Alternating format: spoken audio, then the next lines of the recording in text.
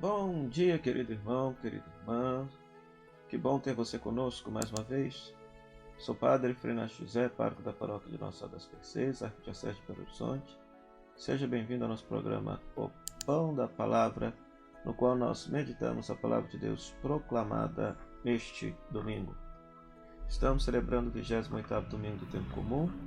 Temos como primeira leitura Sabedoria, capítulo 7, versículos 7 a 11. O Salmo 89 como Salmo responsorial, Hebreus capítulo 4, versículo 12 a 13 como segunda leitura, e Marcos capítulo 10, versículo 17 a 30 como Evangelho. O que é que esta palavra neste 28º domingo nos convida a rezar e a meditar?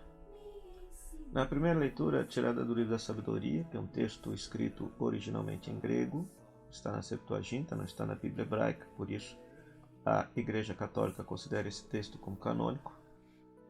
Nós temos um trecho que parece ser que é um trecho atribuído a uma oração a Salomão, quando ele pede a sabedoria de Deus. E ele vai afirmar que, em comparação com a sabedoria, julgou sem valor a riqueza, pedras preciosas, a saúde e a beleza. Ou seja, que a sabedoria é absolutamente o valor maior. O valor maior. De tal maneira que no Evangelho, nós vamos ter em Marcos capítulo 10, versículo 17 a 30, este homem que se aproxima de Jesus, deseja ganhar a vida eterna, e ao passo que Jesus lhe diz que é para praticar os mandamentos, mas diz: uma coisa te falta. E o que te falta? Vende tudo que tens e dá aos pobres, e terás um tesouro no céu.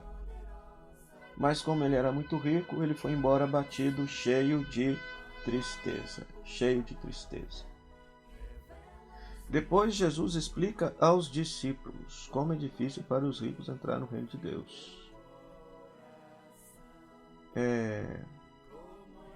E Jesus depois exige justamente o abandono de tudo para poder seguir. Em outras palavras, que na vida de quem se diz discípulo de Jesus, Jesus deve ser a prioridade, Jesus deve ser a verdadeira riqueza. Jesus é a verdadeira sabedoria se nós fizermos uma leitura comparada, uma leitura tipológica, cristológica, a partir da primeira leitura. Ele é a sabedoria. Pois muito bem, o que esses textos nos dizem? Esses textos nos dizem muita coisa. Por quê? Hoje nós vivemos uma verdadeira ditadura da riqueza, do poder, do dinheiro, do status. No mundo de hoje, o poder econômico, o poder do capital, o poder do dinheiro prevalece inclusive sobre a soberania das nações. Uma nação pode crescer ou pode afundar, dependendo daquilo que o mercado financeiro, daquilo que o capital determina. Só que para o Evangelho, a verdadeira riqueza, a verdadeira sabedoria não é o dinheiro, não são os bens materiais, mas é a pessoa de Jesus, o Verbo de Deus, a Palavra de Deus que se fez carne e habitou entre nós. Não adianta nada termos toda a riqueza do mundo, todo o dinheiro do mundo, mas não termos uma vida sábia, uma vida saborosa, uma vida com sentido. E Jesus nos propicia o sentido de vida, a realização de vida. Por isso que na vida de quem é discípulo de Jesus, Jesus é a prioridade, Jesus é a maior riqueza. No Evangelho nós temos essa fala difícil de Jesus, como é difícil um rico entrar no reino de Deus. Será que Jesus está condenando os ricos ao inferno com isso daqui? Não, provavelmente não. Muito embora Jesus tenha uma postura contrária ao acúmulo de riqueza, isso é fato, né? Ou seja, riqueza e Jesus não combinam de fato,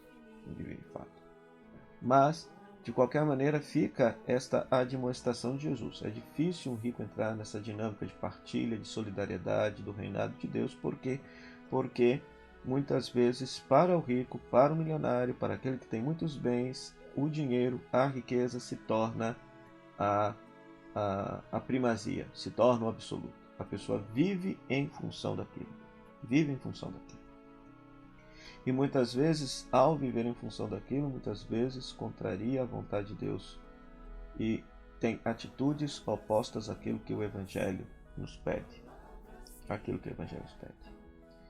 E por isso, se nós cremos que Jesus é a palavra de Deus que se fez carne e habitou entre nós, na segunda leitura, Hebreus capítulo 4, versículo 12, versículo 13, vai afirmar que a palavra de Deus é viva e eficaz, ela é mais cortante que qualquer espada de dois gumes e que ela julga os nossos pensamentos e intenções do coração e que nós devemos prestar contas a ela no fim de nossa vida. Ora, a palavra de Deus aqui não se refere à Sagrada Escritura, o texto bíblico. Não, a palavra de Deus é na pessoa, a pessoa de Jesus. Ao fim de nossa vida, seremos colocados diante de Jesus, diante do Senhor. Porque Ele é o critério, Ele é a baliza. Ele é o critério, Ele é a baliza. Então, ao fim de nossa vida, nós seremos colocados diante de Jesus para saber se nós vivemos de fato parecido com aquilo que Jesus nos chama a viver ou se nós recusamos a sua palavra. Se nós praticamos de verdade os seus mandamentos ou se, por acaso, o Evangelho, o seu ensino, sua palavra, ficou à margem da nossa existência. Por isso, neste 28º domingo do tempo comum, somos convidados a ter essa pobreza de coração, ser pobre de espírito, ou seja, não ter o coração apegado aos bens materiais, mas ter o nosso coração apegado à verdadeira riqueza que é o Senhor Jesus. Pois, se Ele é a verdadeira nossa riqueza, se Ele é a verdadeira riqueza nossa da nossa vida, o centro de nossa vida, aí, de fato, o reinado de Deus estará acontecendo na nossa vida pessoal e, por consequência, na vida social que nós construirmos. Então, que neste domingo nós possamos rezar a partir dessa palavra e pedir de fato que Jesus possa ser a nossa maior riqueza. Diante de Jesus, todo o resto ganha sentido, ganha valor. E ter consciência que, ao fim de nossa vida, seremos colocados diante dele para perceber se a nossa vida foi uma vida semelhante a dele ou não. Para isso, meus queridos irmãos e irmãs, rezemos. Ó Deus, sempre nos preceda e acompanhe vossa graça, para que estejamos sempre atentos ao bem que devemos fazer. Por nosso Senhor Jesus Cristo, vosso Filho, na unidade do Espírito Santo. Amém. O Senhor esteja convosco, Ele está no meio de nós. Que a bênção de Deus Todo-Poderoso, Ele que é Pai, Filho e Espírito Santo, desça sobre você e permaneça para sempre. Amém. Meu muito obrigado à Rádio Comunidade FM, à Web Rádio Nossa Mãe de Pirité, que nos cede esse espaço para evangelizar, e a você, querido rádio ouvinte internauta, pela sua audiência. Até o próximo programa, o Pão da Palavra, se Deus quiser. Tchau, tchau.